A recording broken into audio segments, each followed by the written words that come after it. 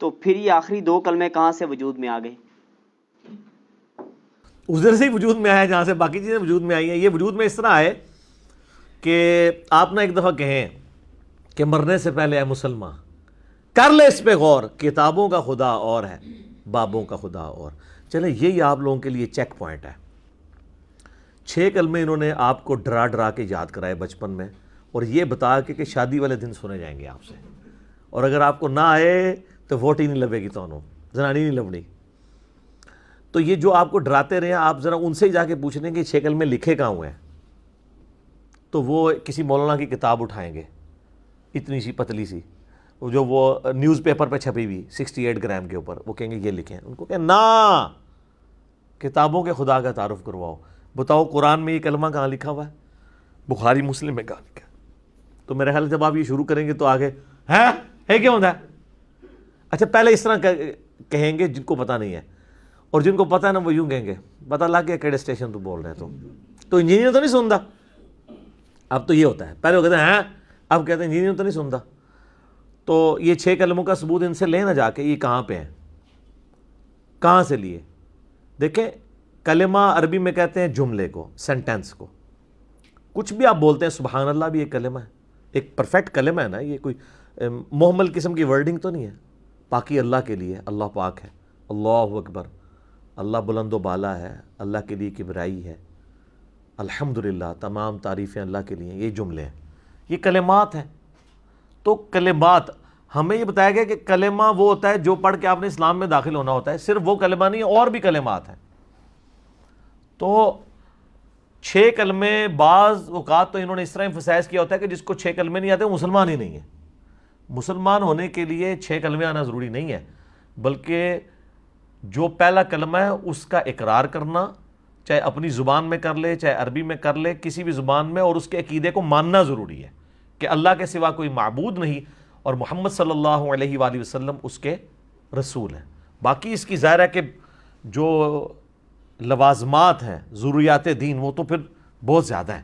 کتابوں پہ ایمان، فرشتوں پہ ایمان، تقدیر کے اچھے اور برے ہونے پر ایمان، قیامت کے بعد جی اٹھنے پر ایمان. لیکن بنیادی 3 ہی عقائد ہیں، عقیدہ توحید، عقیدہ رسالت اور عقیدہ آخرت.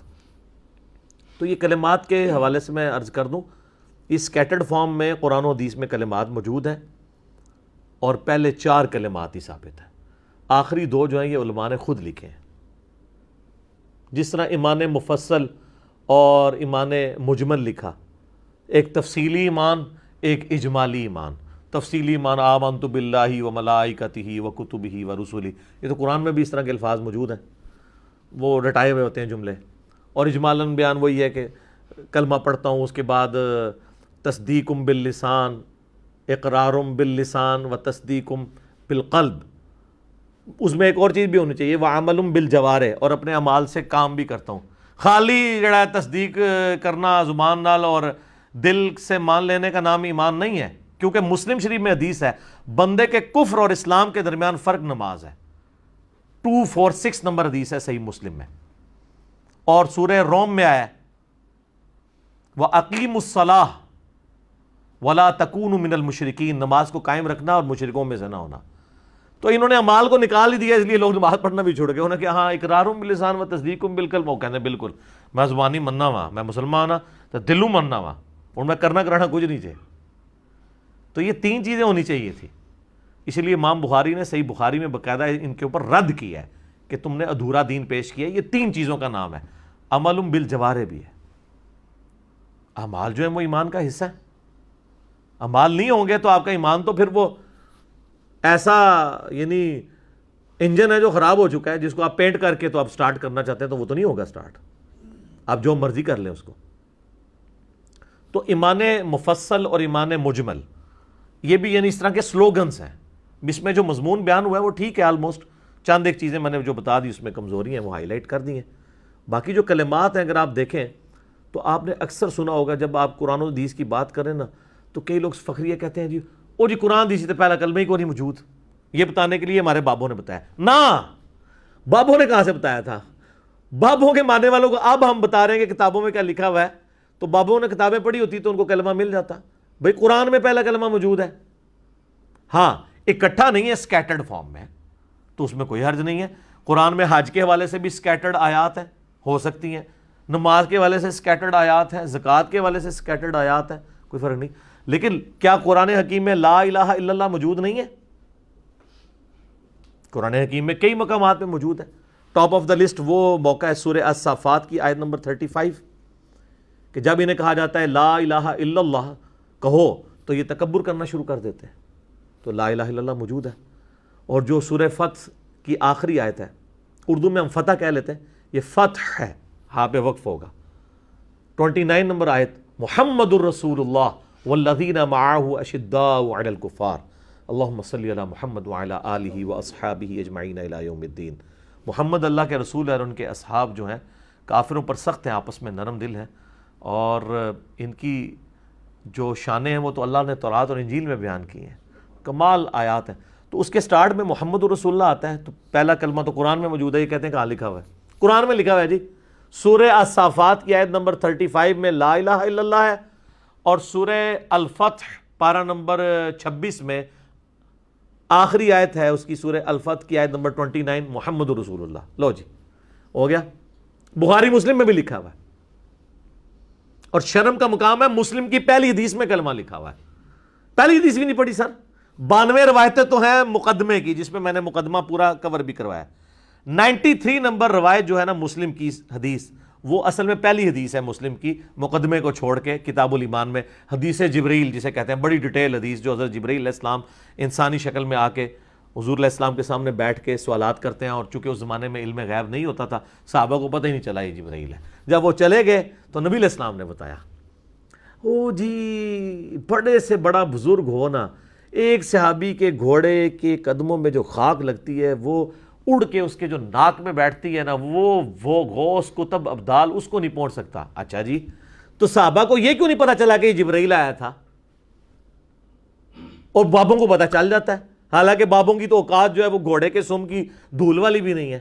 کہانیاں، جھوٹ، فراڈ، کوڑ، ٹھیک ہے عثمان بھائی، کوڑ، سب کچھ فراڈ دسے ہے۔ اچھا یہ جو مسلم کی حدیث ہے نا، یہ بخاری میں بھی موجود ہے کتاب الایمان میں 8 نمبر پہ، کہ نبی علیہ السلام نے فرمایا اسلام کی بنیاد 5 چیزوں پہ ہے۔ صحیح مسلم میں تو ڈیٹیل ہے 93، بخاری میں 08۔ اسلام کی بنیاد 5 چیزوں پہ ہے، یہ کہ تم گواہی دو اس بات کی کہ لا الہ الا اللہ وان محمد الرسول اللہ۔ وہ کہتے ہیں انا آ گیا بچ، او انیا، یہ تیرے والا نہیں ہے انا، یہ عربی والا انا ہے، یہ انا ہے، اور یہ کہ، تو وہ یہ کہ یہ بھی کہو ساتھ۔ کہتا نہیں وہ کلمہ تو محمد رسول اللہ ایتے آیا ہے، محمد رسول اللہ، او انیا، او انا دی وجہ نال آیا ہے، کیونکہ انا جب ہوتا ہے نا تو یہ عربی کا قاعدہ ہے۔ ویسے تو ہر لفظ حالت رفع میں ہوتا ہے، حالت رفع یہ ہے کہ پیش کے ساتھ۔ اصل لفظ کیا ہے؟ محمدن، اللہ کا بھی نام ہے، اللہ تو وقف کر کے نا لفظ ہے اللہ، ہاں پہ پیش، ہر چیز حالت رفع میں ہوتی ہے۔ تو نام کیا ہے نبی صلی اللہ علیہ وآلہ وسلم کا؟ محمدن۔ لیکن ان کی اعرابی حالت بدل جاتی ہے پریپوزیشنز کے اعتبار سے۔ اگر پیچھے آ جائے کوئی حروف جر میں سے، جیسے اعلیٰ ہے، تو یہ جو حالت رفع ہے نا وہ زیر کے اندر کنورٹ ہو جاتی ہے۔ اس لیے آپ دروشی میں کیا پڑھتے ہیں؟ اللہم صلی علی محمدن، حالانکہ لفظ ہے محمدن، وہ اعلیٰ کی وجہ سے دن ہو گیا۔ لفظ ہے رسول اللہ، لیکن جب ہم یا لگاتے ہیں تو کیا بنتا ہے؟ یا رسول اللہ، یا کی وجہ سے وہ پیش زبر میں کنورٹ ہو جاتی ہے۔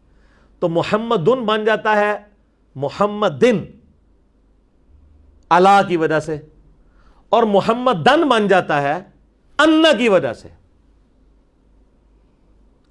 اور جو ہم ویسے کلمہ پڑھ رہے ہوتے ہیں اس میں چونکہ انا نہیں ہوتا، اس لیے ہم پڑھتے ہیں لا الہ الا اللہ محمد الرسول اللہ۔ وہاں محمدن نہیں رہتا ہے، در تو بن جاتا ہے نا، کیونکہ تنوین ہے، اس کے بعد را آ گیا ہے۔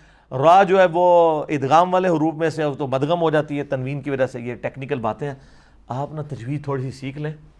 میرے بارے میں سے علماء کہتے ہیں تو ناظرہ بھی نہیں قرآن پڑھ سکتا، حالانکہ کئی علماء جو تجوید ہم سے سیکھتے ہیں اللہ کے فضل سے۔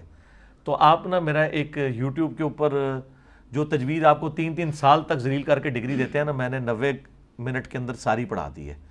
200 مسئلے آپ لکھ لیں قرآن کی عربی تجوید انجینئر محمد علی مرزا، تو ٹاپ پہ کھل جائے گا. لاکھوں لوگوں نے، بہت پہلے میں نے دیکھا تھا 5 لاکھ سے زیادہ، 500,000 سے زیادہ کراس کر چکا تھا، اب تو 6-7 لاکھ تک ہو چکا ہوگا. تو آپ دیکھ لیں، ایک ایک چیز سامنے ڈسپلے کروائی ہے. تو یہ مسلم اور بخاری دونوں میں پہلا کلمہ موجود تھا، اور یہ حدیث ہے جبرائیل کے کئی ایک طرق بخاری مسلم میں اور باقی کتابوں میں بھی. دوسرا کلمہ بڑی مشہور ہے حدیث 553 نمبر حدیث، جو میں اکثر بیان کرتا ہوں کہ نبی صلی اللہ علیہ وآلہ وسلم نے فرمایا جو شخص وضو کرنے کے بعد ایک دفعہ پڑھ لے اشہد ان لا الہ الا اللہ وحدہ لا شریک لہ واشہد ان محمدا عبدہ ورسولہ، تو جنت کے 8 دروازے اس کے لیے کھول دیے جاتے ہیں، جس دروازے سے چاہے وہ داخل ہو جائے. الحمدللہ. یہ وظیفہ نہ کبھی چھوڑا کریں وضو کے بعد، کمال کا وظیفہ ہے. تو اس میں میں گواہی دیتا ہوں کہ اللہ کے سوا کوئی معبود نہیں، اور محمد صلی اللہ علیہ وآلہ وسلم اس کے بندے اور اس کے رسول ہیں. ٹھیک ہے، یہ کلمہ بھی آپ کسی کو اسلام میں داخل کرنے کے لیے پڑھ سکتے ہیں، پہلے والا بھی پڑھ سکتے ہیں. باقی جو 2 کلمات میں نے کہا ثابت ہیں، یعنی ٹوٹل 4 ہیں، وہ تو پیورلی ہے ہی اذکار ہیں، وہ اس کے ساتھ تعلق نہیں ہے. وہ بھی موجود ہیں. اگر آپ دیکھیں اذکار کے طور پہ صحیح بخاری میں انٹرنیشنل نمبر ہے 1154، جس میں نبی علیہ السلام فرمایا جو شخص رات کے وقت اٹھ کے نا، اس کی جب بھی آنکھ کھلے ایک دفعہ پڑھ لے. یہ وظیفہ آج لے لیں، یہ کوئی مشکل نہیں ہے. ایک دفعہ پڑھ لے لا الہ الا اللہ وحدہ لا شریک لہ لہ الملک ولہ الحمد وہو علی کل شیء قدیر سبحان اللہ والحمد للہ ولا الہ الا اللہ واللہ اکبر ولا حول ولا قوۃ الا باللہ. یہ پڑھ لے اور اس کے بعد دعا مانگ لے. اور نبی علیہ السلام نے فرمایا اس کے بعد اگر یہ بھی کہہ لینا اللہم اغفر لی اللہم اغفر لی، اللہ اس کی دعا قبول کر لے گا. جب بھی آنکھ کھلے تو یہ پڑھ لیں. تو تیسرا چوتھا کلمہ دونوں اس میں کور ہو گئے. چوتھا تو خیر انہوں نے بہت لمبا بنایا ہوا ہے، کچھ الفاظ اس کے ثابت ہیں، لیکن اس کے اندر کاش اس کو تیسرا کلمہ پورا ہی بنا دیتے جو بخاری میں موجود ہے.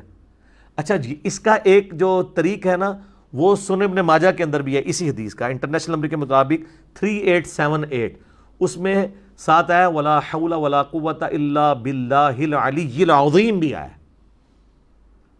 اور تیسرا کلمہ انہوں نے یہ بنایا ہوا نا سبحان اللہ والحمد للہ ولا الہ الا اللہ واللہ اکبر ولا حول ولا قوۃ الا باللہ العلی العظیم. تو یہ بخاری میں بھی ہے اور ابن ماجہ میں بھی.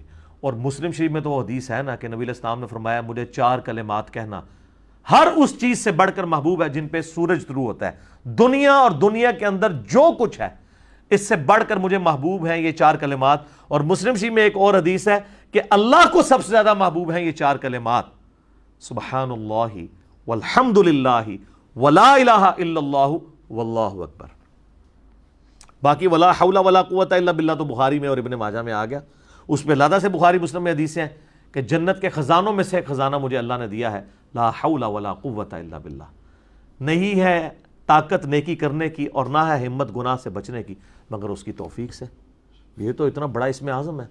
میرا بلکہ ایک کلپ ریکارڈ ہوا ہے ماشاءاللہ، میں نے وہ بڑے پیشن سے ریکارڈ کروایا تھا کہ سب سے بہترین وظیفہ، سب سے آسان اور سب سے زیادہ وظائف والا، جو یعنی فضائل والا، جو نبی علیہ السلام نے سیدنا علی کی بہن کو تعلیم کیا تھا، بڑی بہن کو، ام ہانی کو. سنن نسائی الکبریٰ میں حدیث موجود ہے سبحان اللہ والحمد للہ ولا الہ الا اللہ واللہ اکبر